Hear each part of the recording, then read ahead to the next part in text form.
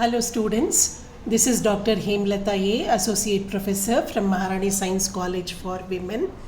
In this video, we shall see the social organization in primates, which includes monkeys and apes. So if you look at primates, here we are generally discussing about non-human primates. So if you look at these non-human primates, each one of them will exhibit a different type of social organization.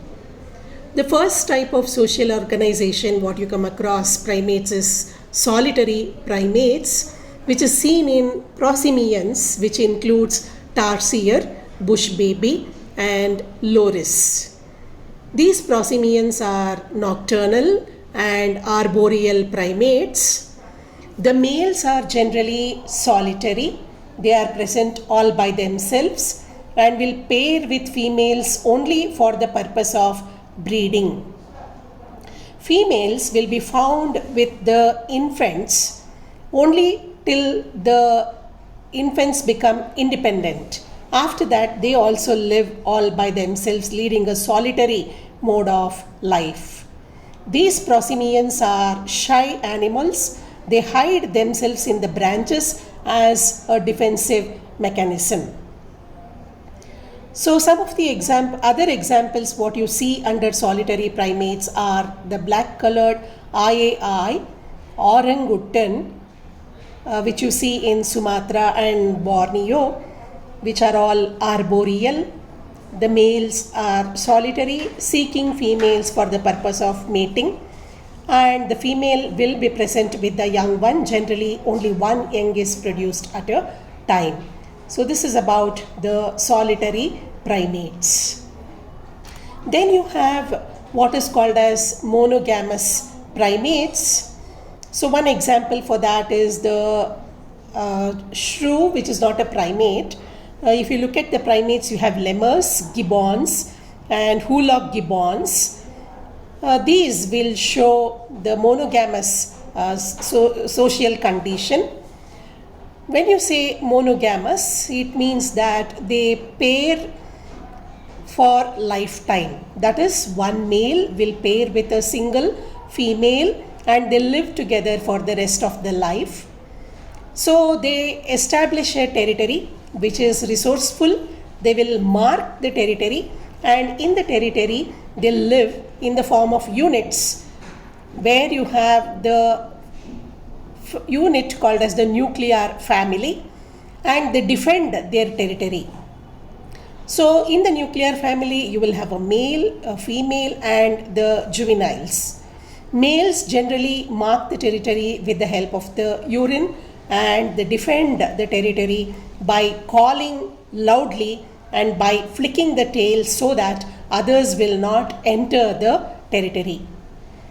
When some other primate tries to enter the territory, the intruders, they are attacked and chased away.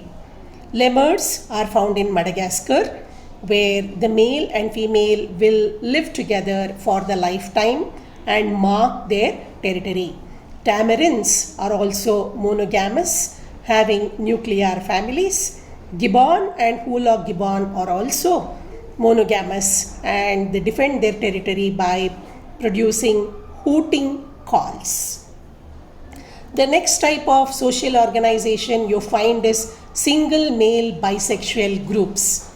Under this you have Hanuman langur, howler monkey, red-tailed monkey and blue monkey. This is a social group where there is a dominant male, and to this male many females are attached. These females are called as harem of females. Many females group is called as harem. When a young male tries to enter into this group, then the dominant male of this group will chase them away and protect the harem. So harem is protected by the dominant male, which is called as the overlord, and this group will be attacked by other males. So when they are attacked by other males, then they want to take the position of this overlord. So constantly there will be a fight between the overlord and males from different groups to take the dominant position. So this is about single male bisexual groups. Next you have what is called as multi-male bisexual groups. In this, the example is a baboon or papio. This is a terrestrial primate. It is found in large groups where thousands of individuals will be living together. They have several units, and in each unit there is one male attached to several female, forming a harem group, and in this group the young ones are there. So this is a small group, and these will forage together. They go out in search of food together. The male will protect the group and the herd of the female, and they will also prevent them from meeting other males. And generally in this group hierarchy is maintained. So if you see, the one group has single male and many females, and in this the strongest female will be easily accessible to the male.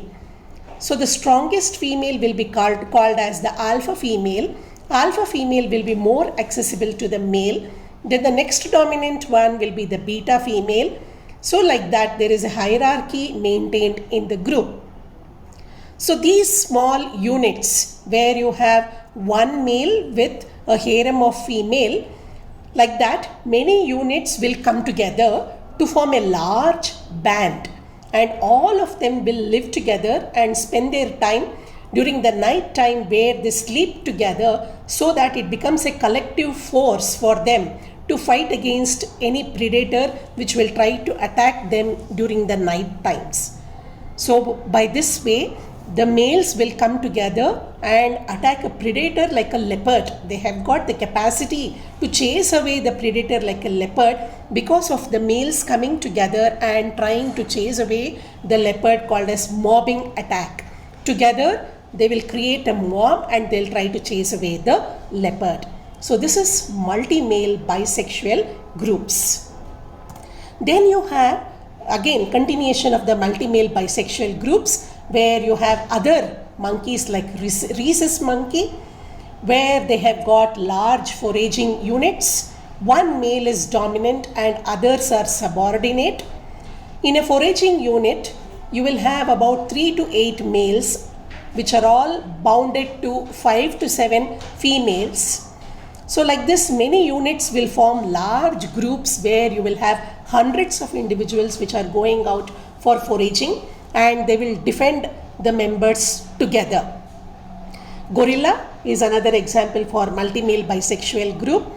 The males are terrestrial, they are very heavy, and other members can be arboreal. Females and the young ones will live on the trees, whereas the male will be on the land.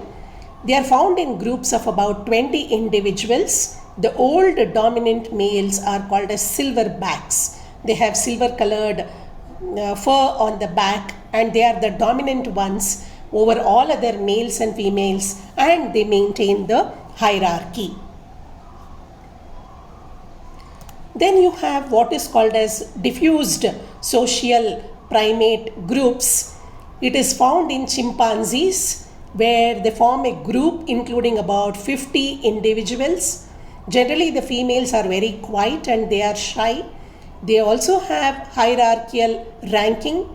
Males, females will be there in the hierarchical ranking, like alpha male, beta male, alpha female, beta female.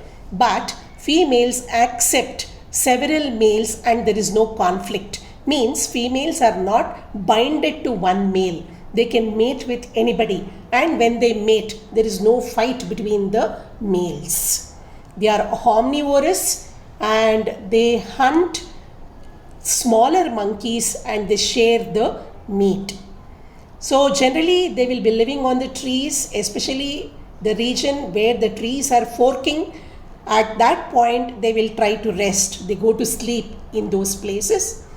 Both males and females will defend their group. The way of defense is by screaming out loudly, by gesturing, doing some postures, by throwing away objects like sticks or stones if there is an intruder trying to attack the group. So this is about the diffused social primate groups, which does not form a strict social organization, and the individuals are more flexible for the purpose of mating, and you call this as diffused social primate groups. You also have a phenomenon called as polyandry, which is found in marmosets and tamarins, wherein one female will live with many males. And this association of one female with multi-male group will be characterized by cooperative breeding. So, the female will breed, she will suppress the reproduction of the subordinate females. The suppression will be either by aggressive behavior or by the production of the pheromones. And when one single female is mated by more than one breeding male, you call this condition as polyandrous condition. Some or all of the individuals in these groups will participate in taking care of the offspring, and this type of social system is called as cooperative polyandry. The next one is multi-male, multi-female groups. Here you have something called as polygynandrous, means males and females, both of them are polygamous, wherein they can mate with multiple members. Both males as well as females can mate with any member of the group. So they will have multiple partners. This condition is called as polygynandrous. This forms the largest group of primates. It is a very complex social organization. There is a lot of social and kin relationships.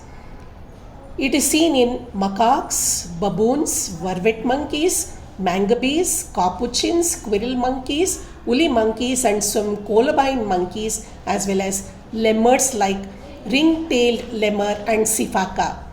In most of these species, females are philopatric and males will disperse. Means females will remain in the group and they will mate with the members of the group, whereas males can leave the group and go out and come back.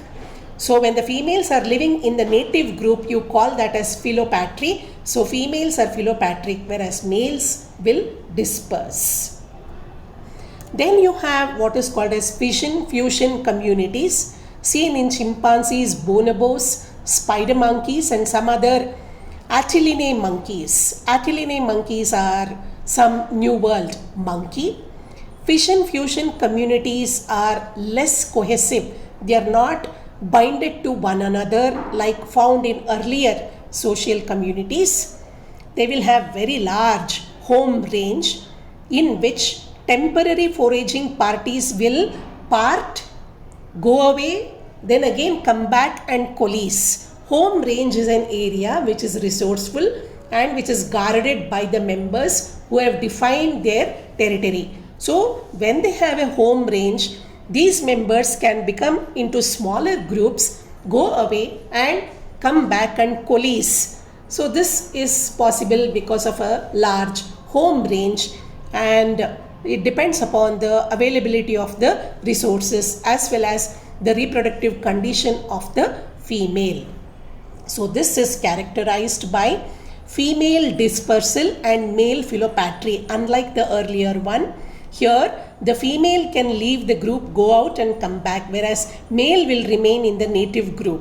So this is called as male philopatry, found in fission-fusion communities.